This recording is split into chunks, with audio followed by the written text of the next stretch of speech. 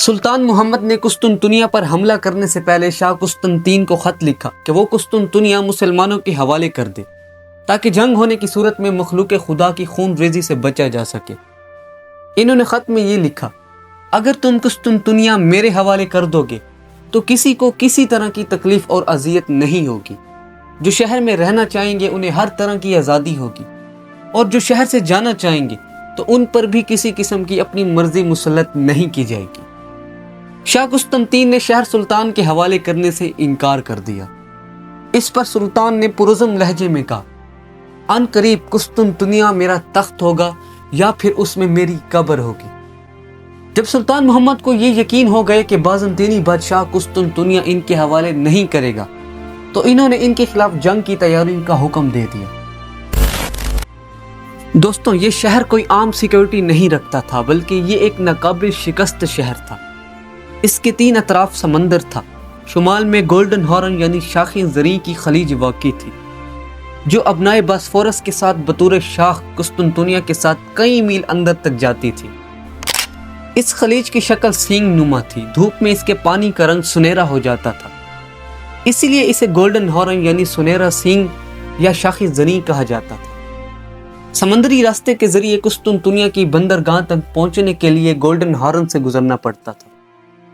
سلطان محمد کی خواہش تھی کہ کسی طرح اس کے کچھ جہاز ابنائے باسفورس سے گولڈن ہارن میں داخل ہو جائے تاکہ شہر پر بندرگاہ کے راستے سے بھی حملہ کیا جا سکے، مگر ایسا ممکن نہ تھا۔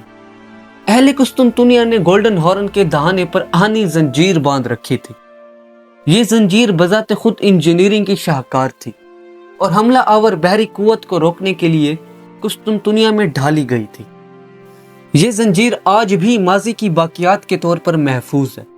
اس زنجیر اور قسطنطنیہ کی حفاظت کے لیے 20 بڑے بحری جہاز اور توپیں موجود تھیں۔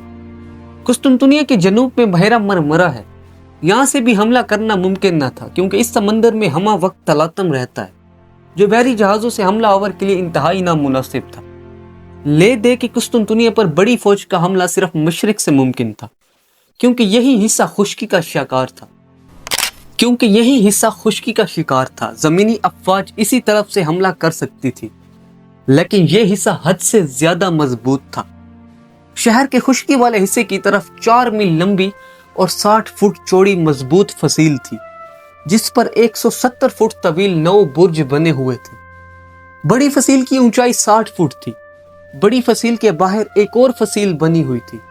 اس فصیل پر 60 فٹ چوڑا ایک بڑا پلیٹ فارم تھا، جس پر کھڑے ہو کر قسطنطنیہ کی فوج حملہ آور پر گریک فائر اور تیروں پتھروں کی بوچھاڑ کر دیتی تھی، جس کی وجہ سے ناممکن تھا کہ حملہ آور افواج قلعے پر چڑھنے کا سوچ بھی سکے۔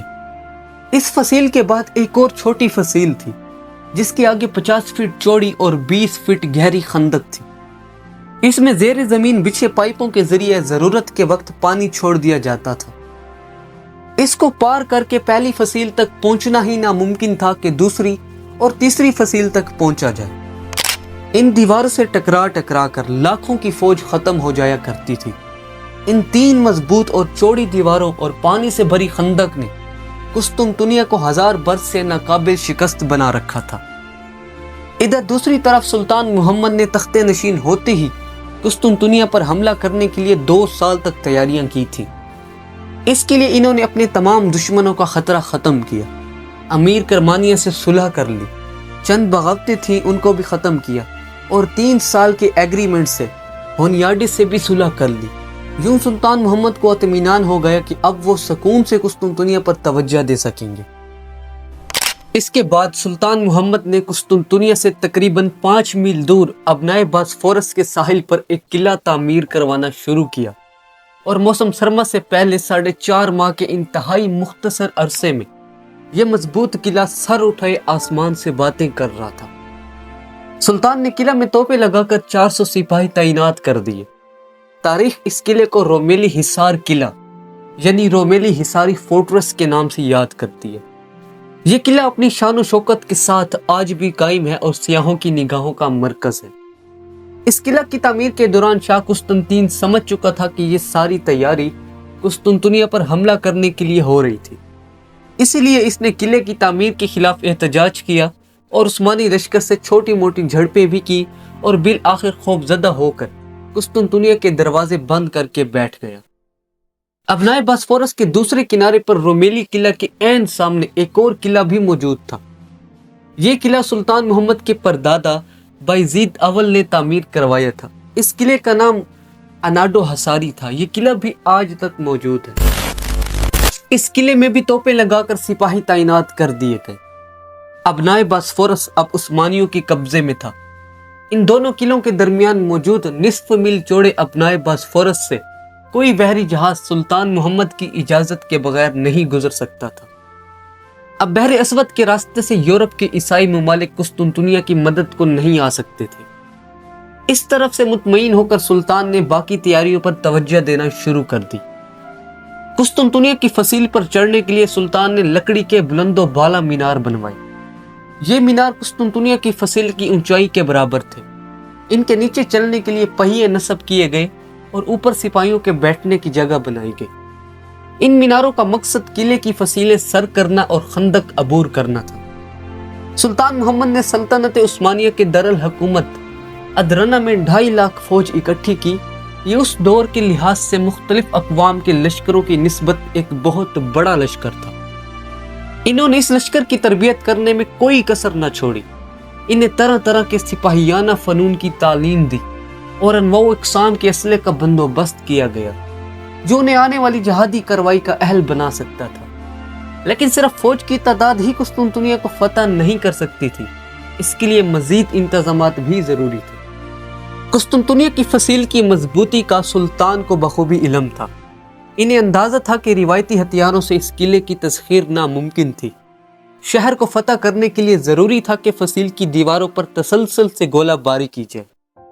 سلطان محمد نے پرانی توپوں کو ناکام قرار دے کر نئی توپیں بنوائی۔ اربن نامی ہنگری کے ایک انجینئر نے کم تنخواہ سے بددل ہو کر قسطنطنیہ کی ملازمت چھوڑی اور سلطان محمد کے پاس آ گیا۔